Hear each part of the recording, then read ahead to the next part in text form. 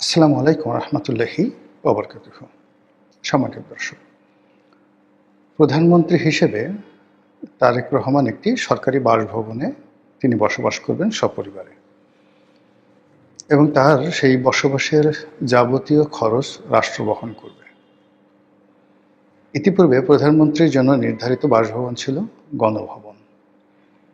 এটি সংসদীয় গণতন্ত্রের জন্য ঐতিহাসিক, আর ভবনটির যে লোকেশন, এটিও একজন প্রধানমন্ত্রীর জন্য সব দিক থেকে অত্যন্ত গুরুত্বপূর্ণ এবং যাকে বলা হয় সার্বিক বিবেচনায় উপযুক্ত। যেটি পুড়িয়ে দেওয়া হয়েছে গণভবন, এই গণভবনটির সঙ্গেই লাগোয়া স্পিকারের বাসভবন, তারপর সংসদ ভবন, এরপর পরিকল্পনা কমিশন, যেটা খুবই গুরুত্বপূর্ণ এবং একেবারে খুব কাছাকাছি, বলতে গেলে ওয়াকিং ডিস্টেন্স, সেটি হলো প্রধানমন্ত্রীর কার্যালয়। অন্যদিকে সংসদ সদস্য যারা আছেন তারা দুটো অংশে ওখানে বসবাস করেন। মানিক মিয়া এভিনিউতে একটি অংশে বসবাস করেন, আরেকটি অংশ বসবাস করেন হলো সেই পুরাতন বিমানবন্দরের সামনে যে প্রধানমন্ত্রীর কার্যালয় রয়েছে, সেই কার্যালয়ের পাশে বেশ কয়েকটি বিল্ডিং রয়েছে যেখানে এমপিরা বসবাস করেন। তো এই যে প্ল্যানগুলো করা হয়েছে, এমপি, পরিকল্পনা কমিশন, প্রধানমন্ত্রীর কার্যালয়, স্পিকার, ডেপুটি স্পিকার সবাই একসঙ্গে পাশাপাশি থাকবেন, ওয়াকিং ডিস্টেন্সে থাকবেন। তো সেই ভবনটিকে পুড়িয়ে দেওয়া হয়েছে, কিন্তু সেটিকে মেরামত না করে, সেটিকে ভবিষ্যৎ প্রধানমন্ত্রীর জন্য বসবাস উপযোগী না করে সাবেক যে অন্তর্বর্তীকালীন সরকার, তারা যে এজেন্ডা বাস্তবায়ন করতে এসেছিল যে একটি গণতন্ত্র এবং সংসদীয় গণতন্ত্র, এটির কবর রচনা হবে। প্রধানমন্ত্রী নামক যে পদ, এই পদটি কলঙ্কিত হবে, এবং সেই জন্য এরকম একটি উল্লেখযোগ্য বাসভবন, ঐতিহাসিক বাসভবন, সেই বাসভবনটিকে দুমড়ে মুচড়ে শেষ করে দিয়ে সেখানে একটি জাদুঘর তৈরি করা হয়েছে। এত বিশাল জায়গা, সেখানে একটি জাদুঘর যদি তৈরি করতে হতো, তাহলে সেই ভবনের সামনের কিছু অংশ, পেছনের কিছু অংশ, বা যে কোনো জায়গায় একটা ত্রিভুজ আকৃতির 2-4 বিঘা জমি নিয়ে একটা সুন্দর সেই জাদুঘর সেখানে তৈরি হতে পারতো, এবং সেই জাদুঘর যদি তৈরি হতো, ওখানে বসবাসরত যারা প্রধানমন্ত্রী ভবিষ্যতে আসবেন বা বর্তমানে আছেন তাদের জন্য ওটা একটা সাইকোলজিক্যাল ট্রিটমেন্ট হতো, যে আমরা যদি শেখ হাসিনার মতো এরকম করি, তাহলে এই বাড়ির সম্মুখ সারিতে বা দক্ষিণ প্রান্তে, উত্তর প্রান্তে যে জাদুঘরটি আছে, সেই জাদুঘরটিতে যা কিছু সংরক্ষিত রয়েছে সেগুলো আমার জন্য প্রযোজ্য হবে। এনিওয়ে, যারা করেছেন আল্লাহ তাদেরকে হেদায়েত দান করুন। ইতিহাস কখনো থেমে থাকে না, ঐতিহ্য কখনো বন্ধ করে রাখা যায় না। তো সেই অর্থে জনাব তারেক রহমান সাহেব প্রধানমন্ত্রী হওয়ার পর তিনি একটি সুরক্ষিত বাসভবন, সুন্দরতম বাসভবন এখানে বসবাস করবেন, এটা তার নসিবে হলো না। দ্বিতীয়ত হলো যে এই গণভবনে অনেকটা জিদ করে বা কী কারণে বেশি সময় বসবাস করেননি বঙ্গবন্ধু। তিনি এখন তারেক রহমান সাহেব যে কাজটি করতে যাচ্ছেন, ঠিক একইভাবে তিনি খুব স্বল্প পরিমাণ সিকিউরিটি নিয়ে তার যে বাসভবন 32 নম্বরে তিনি ছিলেন। তো 32 নম্বরে থাকার খেসারত তাকে কীভাবে দিতে হয়েছে, এটা ইতিহাস সবাই জানেন। তারেক রহমান সাহেব এখন যেখানে আছেন, তার যে বাড়ি, এই বাড়িটা নিয়েও কিন্তু নানা রকম যাকে বলা হয় কুফার কাহিনী আছে। কুফার কাহিনী কিভাবে আছে আমি আপনাকে বলি। কুফা মানে অভিশাপের কাহিনী আছে।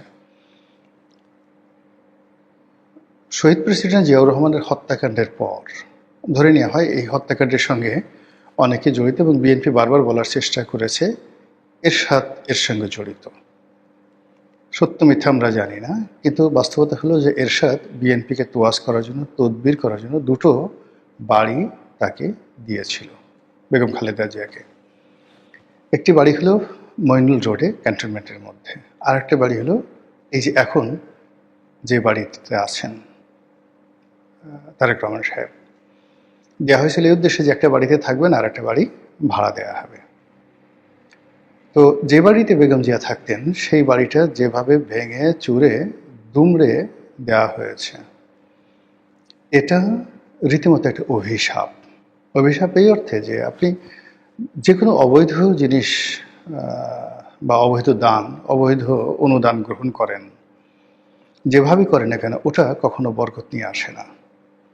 আর আমার বাবাকে যদি কেউ খুন করেন বা আমার পরিবারের উপর জুলুম অত্যাচার করেন, তারপর যদি আবার আমাকে সে উপহার দেওয়া হয়, সে উপহার আমার জন্য কতটা বুমেরাং হতে পারে এটা ইতিহাসে লেখা রয়েছে।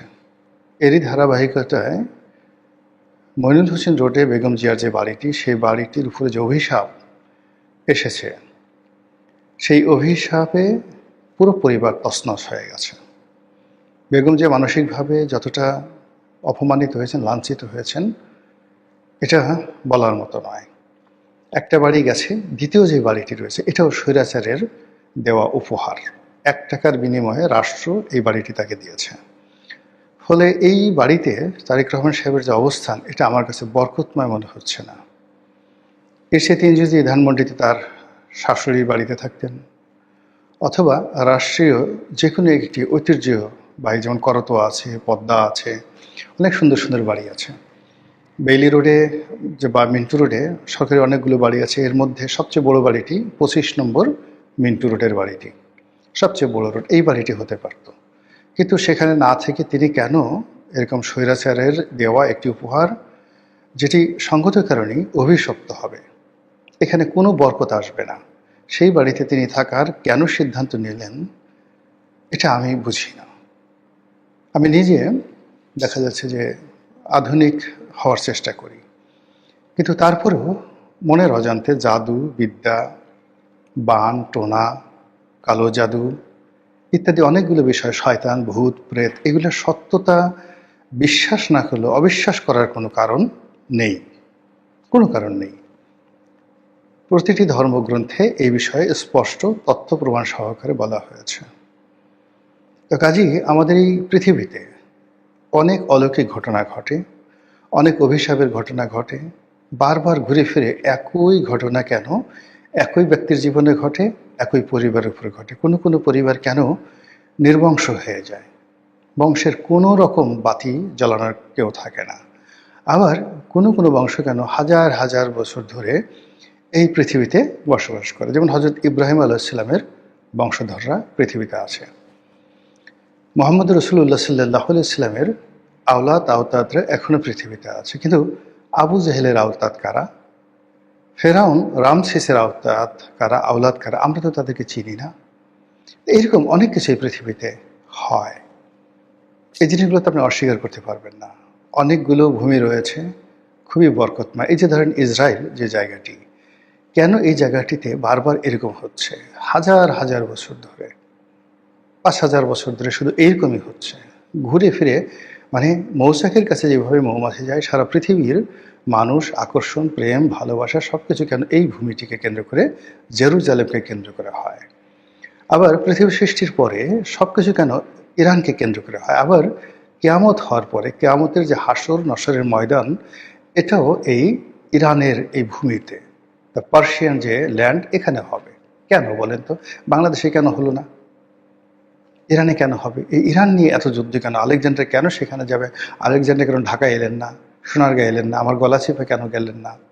এখন এই বিষয়গুলো আপনাকে বুঝতে হবে। বারবার কেন মানুষ আফগানিস্তানে আসে, বারবার কেন আফগানিস্তান আসে, কেন বারবার দিল্লিতে যায়, এই জিনিসগুলো বুঝতে হবে। তো সেই দিক থেকে আমাদের এই সমাজে কতগুলো তারিখ, কতগুলো মাস, কতগুলো সময় কারো কারোর জন্য, কোনো দলের জন্য, পরিবারের জন্য অনেকটা কুফা হয়ে গিয়েছে, অভিশাপের বিষয় হয়ে গেছে। সেই দিক থেকে বাংলাদেশের ইতিহাসে এই যমুনা নামক যে ভবনটি, ডক্টর মোহাম্মদ ইনু যেখানে বসবাস করে গেলেন, এই ভবনটি একটি ভৌতিক ভবন। এখানে ভূত আছে, এখানে জিন আছে, এখানে কালো জাদুর যে সকল উপকরণ সব এখানে উপস্থিত। এখানে যারাই গেছে বিভিন্ন সময়টাতে তাদের জীবন তছনছ হয়ে গেছে। এই বাড়িটি নির্মাণ করা হয়েছিল এরশাদ জামানাতে মওদুদ আহমেদের জন্য। বাংলাদেশের প্রথম ভাইস প্রেসিডেন্ট হবেন সাংবিধানিকভাবে, এবং ভাইস প্রেসিডেন্ট হিসাবে তিনি যে সরকারি বাসভবনে থাকবেন, এজন্য এই ভবনটি তৈরি করা হলো। অত্যন্ত দৃষ্টিনন্দন, ভিতরের আর্কিটেকচারাল ডিজাইন অসাধারণ। আমরা যারা গিয়েছি ওখানে আমরা দেখেছি মানে কোনো সরকারি অফিস সাধারণত এতটা ওয়েল ডেকোরেটেড হয় না। এমনকি গণভবনের চাইতেও, বঙ্গভবনের চাইতেও এই বাড়িটির ইন্টেরিয়র ডেকোরেশন অনেক ভালো, কিন্তু এখানে বরকত আসেনি। মওদুদ আহমেদ একদিন বসবাস করতে পারেননি এই বাড়িতে। লতিফুর রহমান সাহেব থেকেছেন, তার জীবন তছনছ হয়ে গেছে। এই বাড়িতে তত্ত্বাবধায়ক সরকারের প্রধান যিনি ছিলেন জনাব ফখরুদ্দিন সাহেব, তার জীবন তছনছ হয়ে গেছে। এই বাড়িতে যখন প্রথম শেখ হাসিনা উঠলেন, ঠিক উঠার অল্প কিছুদিন পরই এখানে গণভবন যখন এখানে পরিষ্কার পরিচ্ছন্ন করা হচ্ছিল, তার জন্য প্রস্তুত করা হচ্ছিল, তিনি কয়েকদিন এখানে ছিলেন। ওই সময়টিতেই বিডিআর মিউটিনি ঘটে, বিডিআর দুর্ঘটনা ঘটে। তারপর বহুদিন এই বাড়িটি পরিত্যক্ত অবস্থায় ছিল এবং সেখানে ডক্টর মোহাম্মদ ইউনূস উঠলেন। এই বাড়িকে কেন্দ্র করে যারা যারা এখানে থেকেছেন, কাজ করার চেষ্টা করেছেন, সবার জীবন তছনছ হয়ে গেছে। আপনি সেই প্রেস সেক্রেটারি শফিকের কথা বলেন, ডক্টর মোহাম্মদ ইউনূস সাহেবের কথা বলেন, লামিয়া মোর্শেদের কথা বলেন, কিংবা ধরুন আলী রাজের কথা বলেন, এই বাড়িকে কেন্দ্র করে যারা যত বেশি অ্যাক্টিভ হওয়ার চেষ্টা করেছেন, সবার জীবনে অভিশাপ নেমে এসেছে।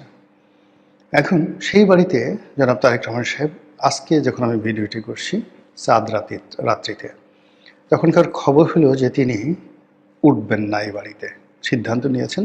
এবং এটি যদি ফাইনাল থাকে ভালো কথা, এটা যদি ফাইনাল থাকে ভালো কথা। আর যদি তিনি ভবিষ্যতে ওঠার চেষ্টা করেন, এই জন্য মূলত আমি এই কথাগুলো বলছি। এবং আমি যখন এই ভিডিওটা বানানোর জন্য হেডলাইন দিচ্ছিলাম,